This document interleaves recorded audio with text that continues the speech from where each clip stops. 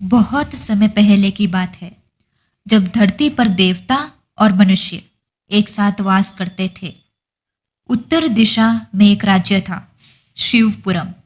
वहां के राजा ध्रुवसेन न्यायप्रिय और धर्मनिष्ठा थे।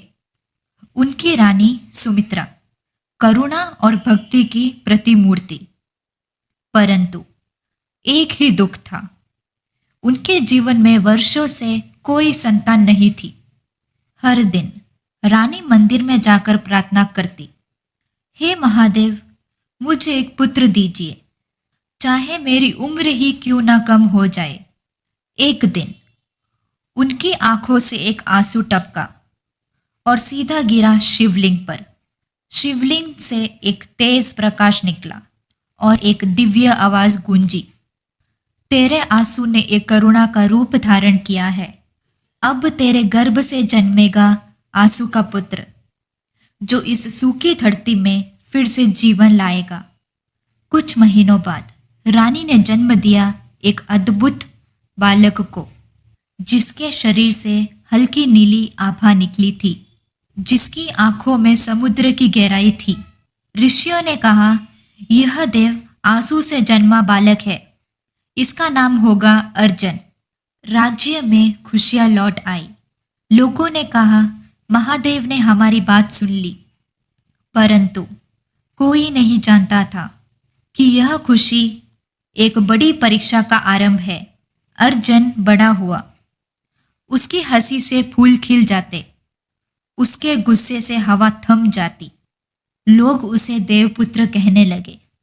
लेकिन जैसे जैसे उसकी शक्ति बढ़ी, धरती की हरियाली घटने लगी, नदियां सूखने लगी, खेत बंजर हो गए। राजा चिंतित हुआ, क्या वही वरदान है जो अब श्राप बन गया? तभी राज्य में एक अजनबी आया, काले वस्त्र में लिपटा, आंखों में आग भरी। उसका नाम था कालनाथ। कालनाथ बोला, यह देवपुत्र नहीं, अभिशाप है। मैं वो हूं जिसने देवताओं की शक्ति छीनी थी, और अब इस आंसू की शक्ति मेरी होगी। रातों रात अंधकार छा गया, बच्चे गायब होने लगे, मंदिरों की ज्योतियां बुझने लगी। राजा ने कहा, सैनिकों, इस राक्षस को खोजो, पर कोई लौटकर नहीं आया। एक रात अर्जुन को सपना आया, उसके सामने हिमालय दिखाई दिया। आवाज आई, अर्जुन, तेरे जन्म का कारण अब सामने है। जिस आंसू से तू बना, उसी आंसू को तू अब वापस लौटाएगा। अर्जुन ने प्रण लिया, मैं अपने जन्म का अर्थ पूरा करूंगा।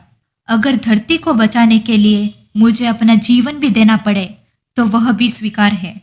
अर्जुन निकल पड़ा, अकेला, हिमालय की ओर।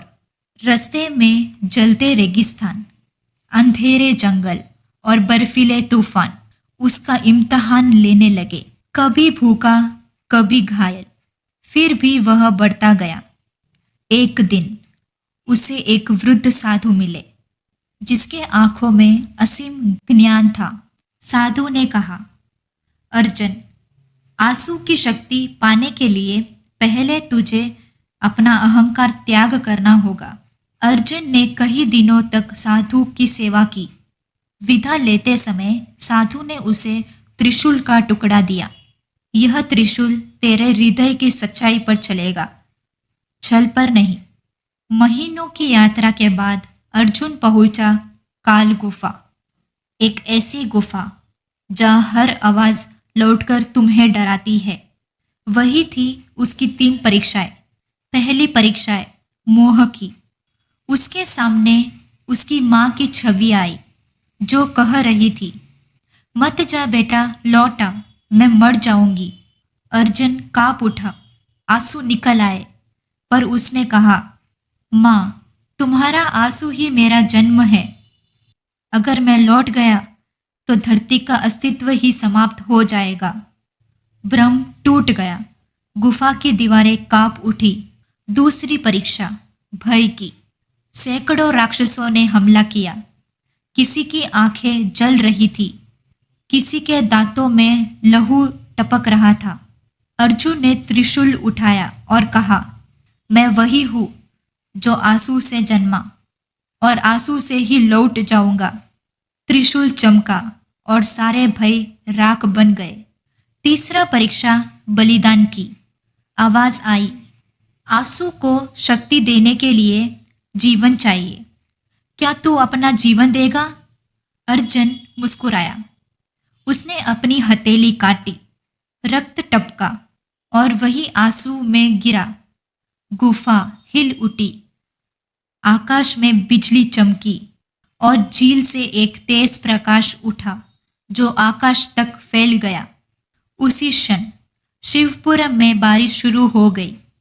नदियां बहने लगी, खेत हरियाले हो गए, लोग खुशी से रो पड़े। धरती जीवित हो गई। पर अर्जुन, वह वही समाधि में चला गया। उसका शरीर पत्थर बन गया, पर उसकी आंखों से अब भी दो चमकते आंसू टपकते रहते हैं। लोग कहते हैं वही आंसू हर वर्ष धरती को जीवन देते हैं। राजा ध्रुवसेन ने अपने पुत्र की स्मृति में एक मंदिर बनाया, जहां हर वर्ष वर्षा से पहले लोग अर्जुन महादेव की पूजा करते हैं। कहते हैं जो दिल से रोता है वो कभी हारता नहीं। ईश्वर का आंसू शक्ति नहीं, करुणा है।